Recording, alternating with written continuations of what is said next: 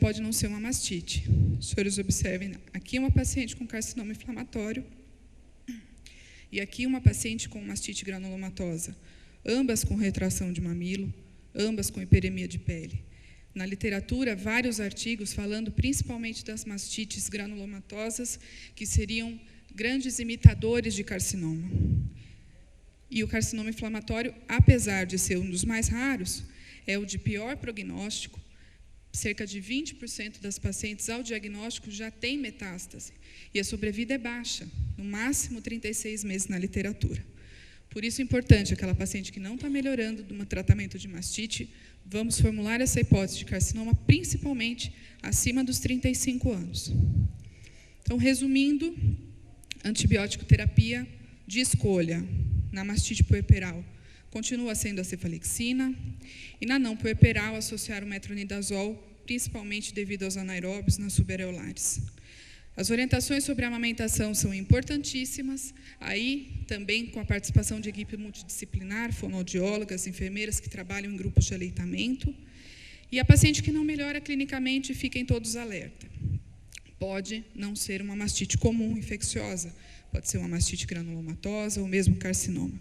Nas pacientes com mais de 35 anos, que apresentem uma hiperemia mamária importante, porém, com queixa clínica leve, pouca dor, sem quadro de febre, mesmo sem tumoração palpável, desconfiem de outras patologias e façam uma investigação adequada. Obrigada.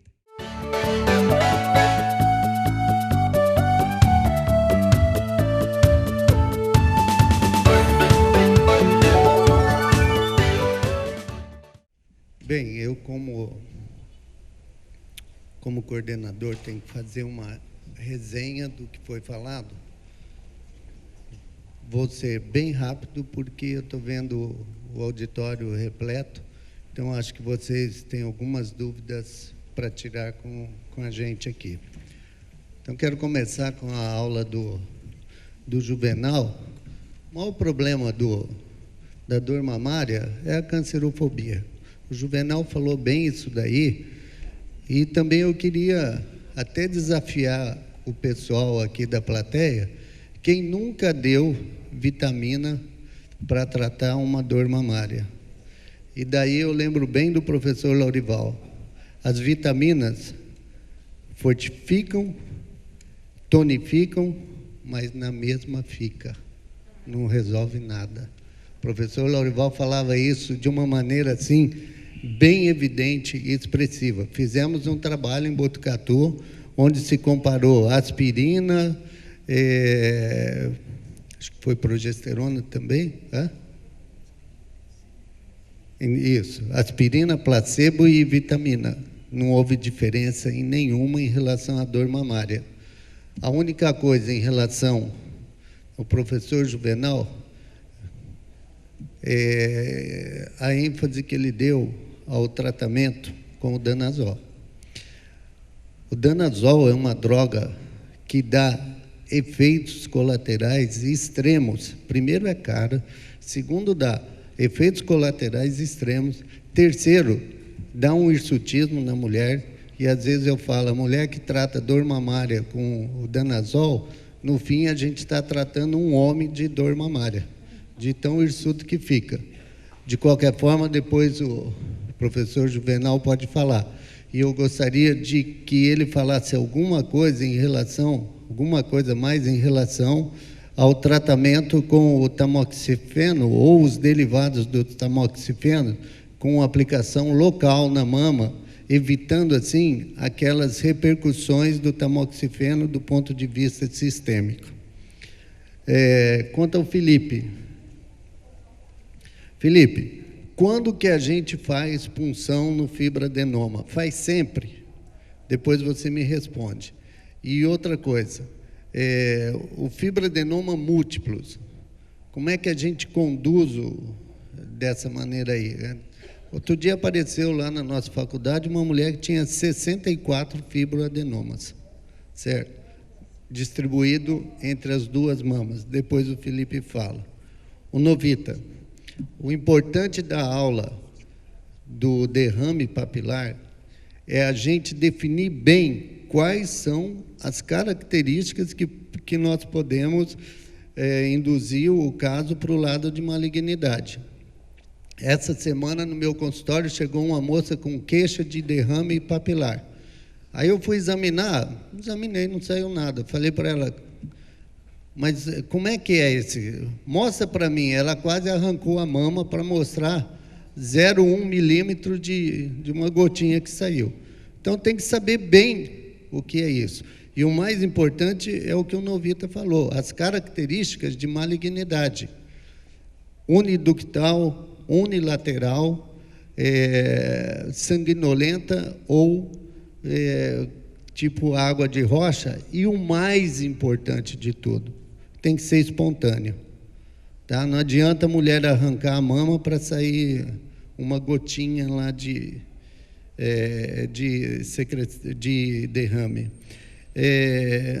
E perguntar para o Novita, eu gostei do que ele falou sobre a citologia, é importante falar isso daí, porque a primeira coisa que a gente tem noção é de chegar e fazer a citologia, e aí a citologia não dá nada, aí você fala, a senhora não tem nada, não é por aí, e o Novita acho que falou bem disso daí. E outra coisa que eu queria perguntar para ele é se sempre num derrame mamilar ele acha o ponto de gatilho. Depois ele vai falar para a gente. Em relação ao Silvio. Silvio, eu queria saber de você, quando a gente tem um nódulo na axila, que importância você dá para a ultrassonografia e se você costuma fazer cintilografia mamária para avaliar a axila. Depois você me responde. E da doutora Alice, evidentemente, as mastites são muito mais comuns no puerpério, mas as mastites que aparecem na mulher que não está nem no puerpério e nem grávida, essa sim, parece muito fácil o tratamento, mas não é. Começa pelo diagnóstico. Muitas vezes, a mastite aguda tem um diagnóstico muito difícil entre o carcinoma inflamatório. Eu me lembro da época do professor Laurival, que uma vez nós tínhamos 2 pacientes internadas lá na faculdade, as 2 com a mama vermelha. A que a gente jurou que era mastite era carcinoma inflamatório, e que a gente jurou que era carcinoma inflamatório era mastite. Então, ficar com o pé para trás em mastite aguda, porque pode estar escondido ali um carcinoma inflamatório. E outra coisa, as mastites crônicas granulomatosas, se alguém pedir uma mamografia ou pedir um ultrassom, vai achar que essa mulher tem um câncer na mama. É só vocês pedirem e vão ver isso daí.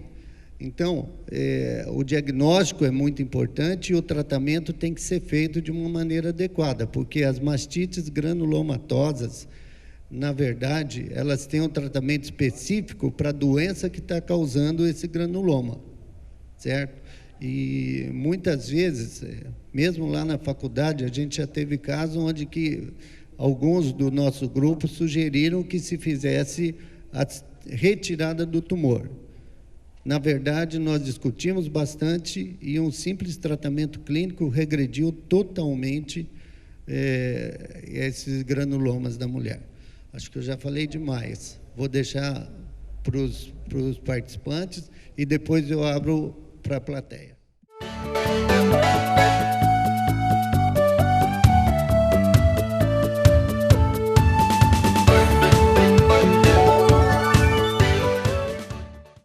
Vocês vejam que o tema mais teórico se torna o tema mais difícil, tanto é que eu fui o que mais apanhei, né? Foi o que mais apanhei. Mas eu não defendi o danazol. O meu enfoque, tanto é que no meu último slide, o problema é o seguinte, os efeitos colaterais que o tratamento fornece. O danazol, ele é proibido no Reino Unido e é proibido pela FDA também. Eu fiz a ênfase da nossa aprovação por bula. Então, nós vamos ter que defender que ele não seja aprovado, porque ele não tem isenção de risco hepático, fora a androgenização que ele dá, que é muito séria, e, além de tudo, ele precisa tomar cuidado, porque os trabalhos randomizados mostraram que abaixar a dose, usar na segunda fase do ciclo é o mais adequado, ou seja, 100 miligramas na segunda fase. Porém, as mulheres estão em idade fértil, e esse é o grande risco dele. Então, eu não fiz a defesa.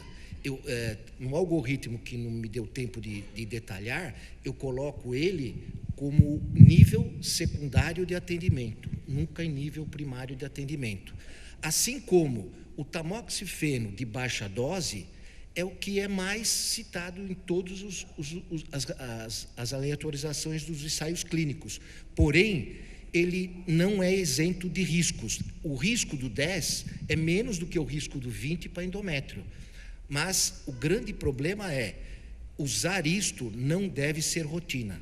Então, este é o meu, eu não defendi, eu só coloquei o que há de comprovação científica, de moderada, tanto que a primeira escolha pela América, né, é anti-inflamatório local, que também não é isento de risco pela sobrecarga hepática. Então, eu acredito que eu deva ser feliz da minha última conclusão, que primum non nocere. Esse é fundamental, nós não agredirmos mais do que a doença, que isso não é doença. Então, eu só fiz um apanhado do conhecimento, eu não tive defesa. Quando eu tenho essa defesa, eu coloco para outros níveis de atendimento, que vão assistir o doente continuamente. E a orientação inicial sempre é na conduta verbal, não defendendo a sardinha para o meu lado, mas essa foi o que foi comprovado e que fico impressionado até do que a literatura hoje aceitou isso e propaga em livros, textos estrangeiros, etc. Juvenal, eu fico contente pelo seu brilhantismo. O problema é o seguinte, nós estamos aqui falando para ginecologista e eu estou vendo muitas pessoas jovens aqui. Não podemos sair daqui com a ideia de que nós vamos tratar uma mastalgia com danazol. Não é isso. Não. Então, veja bem, a mastalgia, ela pode ser leve, ninguém dá bola para ela. Ela pode ser moderada quando toma qualquer placebo e melhora. E ela pode ser intensa. Essa chama atenção. Essas correspondem a mais ou menos 5% de todas as mastalgias. Então, essas têm que ter um cuidado especial. Vocês, ginecologistas, se tiverem com dificuldade para tratar esses 5%, manda para o mastologista. Essa é a ideia. Então, eu só chamei a atenção porque eu não queria que ninguém saísse daqui falando vou ter que dar o danazol, vou ter que dar o danazol. É uma opção, mas tem que ser muito restrita e ser bem avaliada. Ok? Obrigado, Juvenal. Bom, em relação à biópsia do fibroadenoma que você me perguntou, isso é uma coisa que você tem que ter muito cuidado, principalmente para usar a corebiópsia, que é uma biópsia muito agressiva para a mama, né? Principalmente quando você tem um diagnóstico radiológico, ultrassonográfico de um BIRADS 2 ou um BIRADS 3.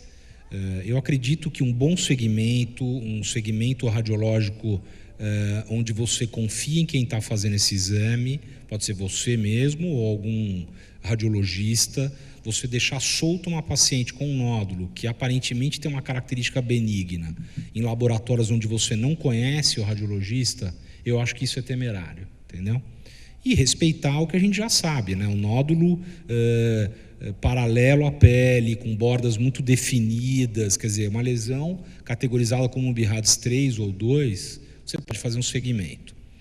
Quando você me pergunta em relação a esses fibroadenomas múltiplos, né? Esse é um pepino imenso. Eu tenho vários pacientes que eu acompanho. Tem uma paciente minha que já acabou fazendo 2 ou 3 mamotomias e ela não tem antecedente familiar. Então, assim, o que eu faço é um segmento com um radiologista, como eu te falei, de confiança. Ela sempre leva todos os exames. Os exames no hospital estão todos digitalizados. Então, eu tenho um controle muito intenso sobre ela, eu tenho muito medo, porque eu já tive uma paciente que eu acompanhei, ela tinha 6 ou 7 nódulos, e um desses nódulos eu fiz a biópsia e era um câncer, entendeu? Então, não dá para jurar que ela não vai ter nada. Agora, eu entendo também, eu sempre deixo uma porta aberta, Zé, quando ela sente o desejo de uma cirurgia plástica, de uma melhora na ptose mamária e tudo. E esse é o momento que habitualmente eu entro quando ela me solicita. Então, se você vai fazer uma plástica de mama, colocar uma prótese, faz o seguinte, vamos tirar. Você tem 6 nódulos, não é nada, não é câncer, mas a gente vai lá, tira, você entendeu? Fica mais tranquilo. Eu acho que basicamente é isso. Não sei se eu te respondi. Respondendo à pergunta sobre a falta de ponto de gatilho, às vezes o ponto de gatilho não é perceptível e o tratamento não muda, a gente faz do mesmo jeito. Geralmente o fluxo suspeito vai para a cirurgia. Você vai ter que fazer uma cirurgia para diagnóstico. Então você vai fazer a incisão periareolar, a ressecção daquele ducto acometido ou da árvore ductal toda e vai fazer o exame histológico depois dessa ressecção. O ponto de gatilho ele pode te orientar, mas ele não é mandatório, ele não é uma coisa que vai ser obrigatória para você tomar sua conduta. Primeiro, em relação ao ultrassom. O ultrassom é um exame que cada vez mais, principalmente o ultrassom axilar, é um exame que a gente tem cada vez mais utilizado em várias circunstâncias dentro da investigação de doenças mamárias, porque ele consegue, de uma maneira muito significativa, caracterizar muito bem o linfonodo, principalmente quando a gente tem alguma dúvida se aquele linfonodo é suspeito para neoplasia ou não, conforme as características que o gânglio apresenta no exame. Então, o ultrassom ele vem auxiliando a gente cada vez mais nessas situações. E, obviamente, quando vem alguém com uma linfadenomegalia axilar única, o ultrassom ele é mandatório na axila. Porém, o que eu quis dizer é que na mama, muitas vezes, ele não vê nada, mas na axila, obviamente, ele identifica, porque a gente já identificou clinicamente também a presença do gânglio aumentado.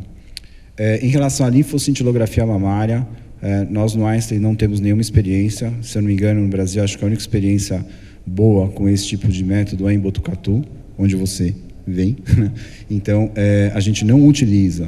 A nossa investigação basicamente se atém à mamografia, ultrassonografia e ressonância magnética. Ou seja, minha experiência com cintilografia é 0. As granulomatosas, boa parte das vezes a paciente já tem uma história de ter um tratamento para uma mastite aguda. Ela acha que está com aquela hiperemia, às vezes tem uma saída de uma secreção inespecífica e é tratado com vários antibióticos sem melhora. Então, não é um diagnóstico realmente fácil. Pensando na tuberculose, de forma geral, a gente vai achar menos de 30% dos casos com o bacilo identificado.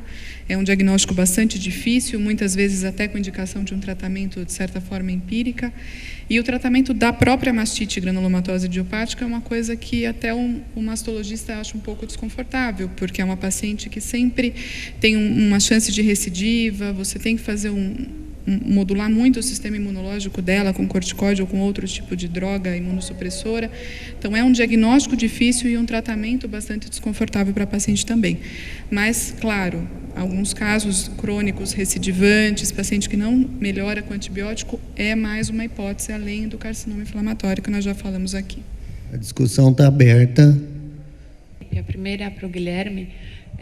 Na verdade, dar uma opinião sobre um caso de uma paciente médica, ou seja, bem estressada, que veio com uma queixa de um fluxo papilar uniductal hemorrágico e que foi para a investigação, fez mamografia normal, ultrassom sem identificação de ectasia ou papiloma.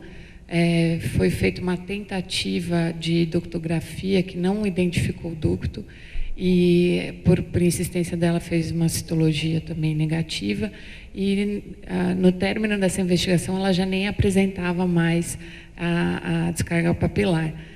Depois de 6 meses ela continuou também não tendo nenhuma outra sintomatologia. Que é opinião que você tem sobre o caso? E para o Felipe, se existe um cutoff de tamanho de fibroadenoma que é indicado a cirurgia? Não é raro isso acontecer, Cris. A gente acaba tendo esses casos de você chegar uma paciente, às vezes na primeira consulta, com um fluxo suspeito, você pedir exames, a paciente levar bastante tempo para voltar com os exames todos, ela vai fazer mamografia, ultrassom, vai pedir pré-operatórios, e depois esse fluxo desaparece. A literatura é muito falha nisso, se opera ou não opera. A minha tendência acaba sendo o controle rigoroso dessas pacientes com exame de imagem e a tendência é Mamografia e ultrassom? mamografia e ultrassom e, eventualmente, a minha tendência maior é por não cirurgia, mas assim, a paciente tem que estar muito de acordo. Se é uma paciente bastante ansiosa, como essa que você citou, eu acho que ela iria optar por uma decisão mais radical, então a decisão final é dela. Esses casos omissos, a decisão final é da paciente. Então, acho que é isso. Como é que você chama? Cristina. Cristina, assim, não existe um cutoff, tá? Não existe um padrão, um consenso sobre o tratamento do fibroadenoma. Então, fica muito a teu critério, né? Como você sente essa paciente, e, obviamente, a principal interessada que é ela mesma. Eu tenho algumas pacientes, não poucas, que têm nódulos palpáveis até de 3 centímetros e não querem operar. Ela não tem o menor interesse em operar. Obviamente que esse nódulo, que já com 3 ou 4 centímetros, e ela não deseja a exérese, você deve acompanhar de uma forma mais intensa, principalmente nessa fase de adolescência, porque muitas vezes você pode ter um fibroadenoma juvenil e o crescimento é exatamente o que você viu. E esse não é o maior. Na época que eu estava no HC, tinha uma paciente que teve na verdade não era nem um fibroadenoma juvenil, mas era uma hipertrofia juvenil, que é uma coisa assustadora, é um crescimento muito rápido. Então, acho que basicamente é o bom senso, é o conversar com a paciente, ela entender que trata-se de uma neoplasia benigna, que não tem nenhuma relação efetiva com o câncer de mama, e se aquele tamanho está desconfortando, o contorno mamário ou a palpação a preocupando, você retira, entendeu? Eu queria fazer 2 perguntas. Uma é sobre, que não foi falado, sobre